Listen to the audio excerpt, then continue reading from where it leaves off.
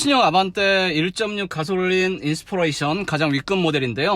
시트 포지션은 가장 낮은 위치인데도 뭐 전세대에 비해서 20mm가 더 낮아졌다고 해요. 차체 자체가. 그러다 보니까 시트 포지션이 아주 낮게 설정은 안 돼도 기본적인 시야 자체가 좀 바닥을 좀 이렇게 깔려서 안정적으로 운전을 할 수 있는 그런 포지션은 나와요. 수동으로 틸팅이나 텔레스코픽 이렇게 가능하고요. 지금 시동을 켜놓은 상태인데 1.6 자연흡기 가솔린 스마트 스트림 1.6 가솔린 엔진인데요. 실내로 유입되는 진동이나 소음은 거의 없습니다. 상당히 조용해요. 기어 노브를 바꿔서 R&D로 옮겼을 때 어떤 변속 충격 같은 것도 크게 없고요. 스티어링 회전비를 한번 보죠. 끝에서 정확하게 하나,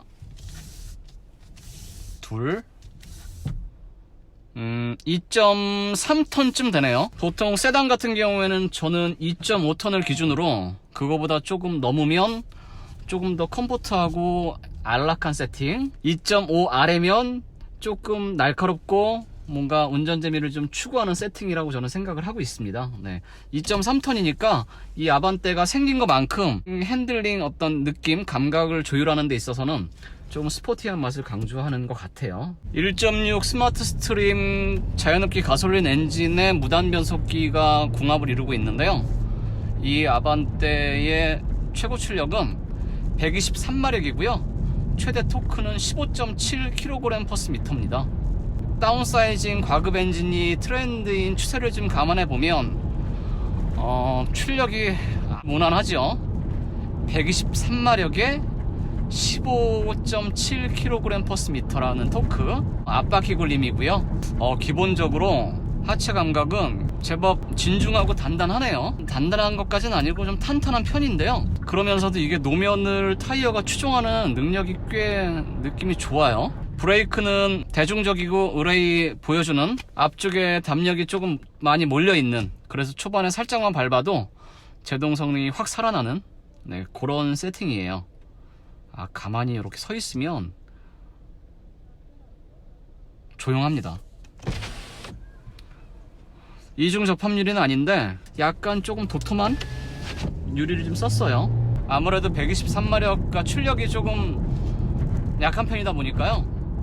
그리고 무단 변속기다 보니까 속도를 조금 내려면, 힘을 내려면 가속 페달의 무게를 자연스럽게 더하게 되고요. 조금 좋지 않은 길인데 토동통통 거리죠. 그래서 한 3000rpm 정도 이상 띄우면 실내로 파고드는 엔진 소리가 조금 커지네요. 들리실지 모르겠는데 지금 한 3000rpm, 3200rpm 그 정도거든요. 그리고 속도가 좀 붙어서 80 이상 어느 정도 고속으로 올라가면 특히 이 사이드미러 파고드는 바람 소리가 실내로 조금 들어와요. 고급 모델은 아닌 대중적인 볼륨 모델이다 보니까요. 대단히 인상적일 정도로 정숙하거나 그 정도는 아닌데, 제가 지금 뭐 빠르지 않은 속도로 꽤 급격한 코너를 좀 타봤는데요. 신형 아반떼에서 가장 인상적이고 마음에 드는 건 하체 감각입니다. 하체 세팅이 안락하고 부드러운 승차감을 놓지 않는 선에서 탄탄하게 조율을 잘 해놨는데, 이게 어떤 코너링을 타든 아니면 약간 고속주행을 하든 이 느낌이 꾸준히 타이어가 지면에 달라붙어가지고 안정적으로 나가는 맛이 꽤 좋아요. 준중형, 이제는 뭐 워낙 커져서 준중형이라고 하기에도 중형에 가깝게 커진 이 신형 아반떼가 느낌이 되게 좋네요. 하체 감각이 상당히 안정적이고 묵직하면서 고급스러운 맛이 제법 살아있습니다. 핸들은 무거움과 가벼움의 정도를 뭐 0에서 10이라고 보면 한 6, 7 정도 되는 것 같아요. 유격은 아주 약간 미미하게 좀 있는 편인데요. 이 정도는 일반인 분들이라면 신경 쓰지 않아도 될 정도의 핸들링 유격입니다. 풀 스로틀을 하면 꾸준하게 밀어주는데 출력이 말해주듯이 인상적으로 호쾌하거나 시원시원하진 않아요. 그건 상반기 중에 출시를 앞두고 있는 N9을 기대하시면 요 셰시 프레임이 주는 다부진 맛, 안정적이고 좀 여유있는 맛에 잘 조율된 하체 감각, 거기에다가 고성능 N9의 좀 칼칼한 엔진 파워트레인이 얹혀지면 재밌고 인상적일 것 같습니다. 지금 1.6 스마트 스트림 엔진 이 파워트레인이 123마력에 15.7 토크잖아요. 근데 그 수치만 놓고 봤을 때 운전을 해보면 가속감이 좀 더딘 느낌이 없는 건 아닌데, 그래도 그 수치보다는 힘이 제법 있는 것 같아요. 다소 묵직하고 좀 안정적인 하체, 거의 유격이 없고 가벼움과 무거움 사이에 무게를 살짝 더한 이 핸들링이 더해지니까 주행 안정감과 하체 느낌이 되게 인상적이네요. 진짜 가속을 좀 하려고, 힘을 좀 내려고 하다 보면 아무래도 출력이 좀 달리니까요, 가속 페달을 밟게 되고 3000rpm 이상을 자주 좀 쓰게 되면 엔진음이 좀 커지고 실내로 들리는 엔진 소음이 좀 많이 유입이 되고요. 또 속도를 좀 올려서 고속으로 타면 바람 소리가 좀 안으로 들어옵니다. 노멀 모드에서 에코 모드로 바꿨습니다. 에코 모드로 바꾸면 당연히 가속 페달 응답성이 확 떨어져서 무디게 반응을 하고요. 주행 중에 가속 페달에서 발을 떼면 타력 주행을 하는 그런 모드는 아니고요. 스티어링 휠이 조금 더 여유가 있어지긴 하는데 아주 큰 차이는 아닙니다. 확실히 가속 페달 반응이 뭉툭합니다. 뭉툭해졌고요. 자, 여기서 스포츠 모드로 바꾸면 계기판이 오렌지 더하기 빨간색 정도로 바뀌면서요, 가속 페달 응답성이 조금 적극적으로 변했고 그 외에는 크게 변하는 건 없어요.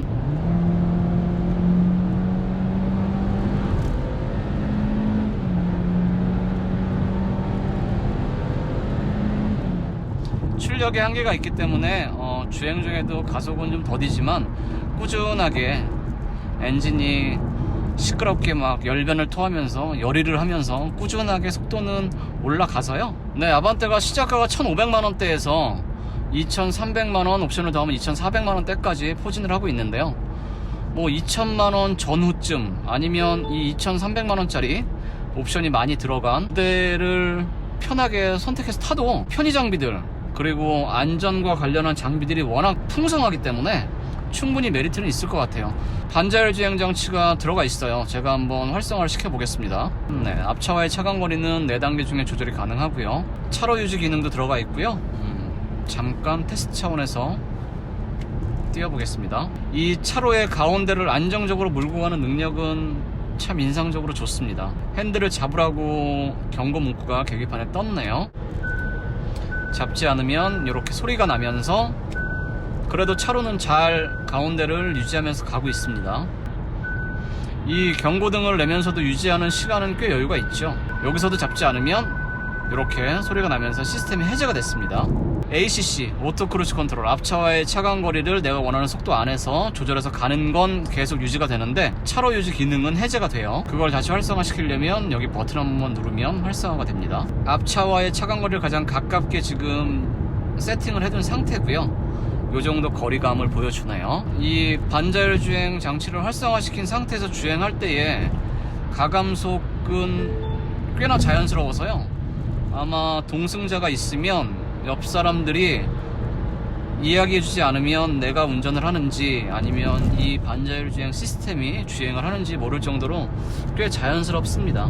그러니까 아주 고출력의 고성능을 원하지 않으신다면, 일상 영역에서 편하게 안락하게 다니는 걸 선호하신다면 이 아반떼 1.6 스마트 스트림 엔진이 올라간 이 모델도 충분히 메리트가 있고 매력적인 요소가 다분합니다. 이 운전 시야가 너무나도 개방적이네요. 둥글게 이렇게 판에서 약간 욕조 어딘가 공간 안에 들어간 듯한 느낌을 가미해 주는데, 이 대시보드 자체의 높이가 낮고요.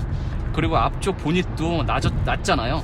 그러다 보니까 이 앞시야는 상당히 인상적으로 탁 트여 있습니다. 개방감이 탁월하고 좋아서 운전이 쉽고요. 확실히 새로운 플랫폼이 주는 안정감이 인상적이네요. 뭔가 뼈대가 주는 듬직함, 든든함이 있고, 그리고 이 시트 포지션 자체가 바닥까지 낮게 세팅은 안 되지만 기본적으로 이 프레임 자체의 높이가 살짝 낮아졌기 때문에 이 운전자에게 주는 어떤 주행 안정감과 만족도는 꽤나 인상적입니다. 이렇게 풀스로틀을 하면 별로 듣기에 좋지 않은, 엔진에게 좀 안 좋은 일을 하는 듯한 느낌이 드는 엔진음이 확 들려오면서 속도를 좀 올려 붙여야 되는 이런 아쉬움은 있지만, 상반기 중에 출시를 앞두고 있는 아반떼 고성능인 N라인과 하이브리드 모델 파워트레인이 다양해지면 그러면 뭐 큰 문제가 될 것 같진 않습니다. 이 10.25인치 계기판과 디스플레이 모니터 꽤 화질이 좋아서, 이 디스플레이 모니터 같은 경우에는 여기 어떤 햇빛 가림막 같은 게 없잖아요. 그런데도 지금 썬루프를 제가 열어놓은 상태고 햇빛이 꽤 들이치는 상태인데도 뭔가 잘 안 보이거나 뭐 아른거리거나 그런 느낌이 없습니다. 이쯤에서 정리 한번 해보겠습니다. 7세대로 진화한 신형 아반떼는 디자인 상당히 매력적이고 파격적이에요. 이 실내는 무난합니다. 무난한데 특히 이 운전자 중심, 운전자에게 할애한 이 어떤 공간의 레이아웃, 그리고 약간 이렇게 각을 줘서 10도 정도 이 디스플레이 모니터와 느낌을 이쪽으로 틀어놔서 운전자 중심의 콕핏을 좀 강조하고 있는 이런 것도, 이 옆자리에 앉으면 살짝 좀 뭔가 이 부분이 너무 좀 과하게 튀어나와서 답답한 면이 없지 않아 있지만 운전자에게는 여유와 꽤 좋은 느낌을 줘요. 이 핸들링 감각 자연스럽고 적당히 묵직하고 느낌이 괜찮고요. 가장 제가 인상적이고 마음에 드는 건 이 하체 감각입니다.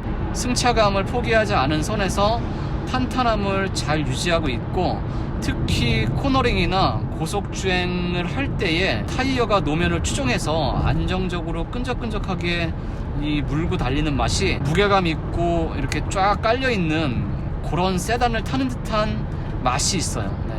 그래서 저는 N9, 추후에 출시될 아반떼 N9이 상당히 기대가 되네요. 이 정도의 공간감, 실용성, 그리고 14km대, 15km대라고 하는 연료 효율성, 풍성한 편의 장비들, 열선 통풍 3단계로 당연히 있고요. 이 공기청정 모드까지 있어요. 한번 가동시켜보면 이 실내의 공기 상태를 체크해서 공기질까지 챙겨주는 이런 세심함이 있습니다. 자, 마지막으로 안정적인 코너링을 한번 확인하면서 오늘 아반떼의 시승 영상은 정리하겠습니다.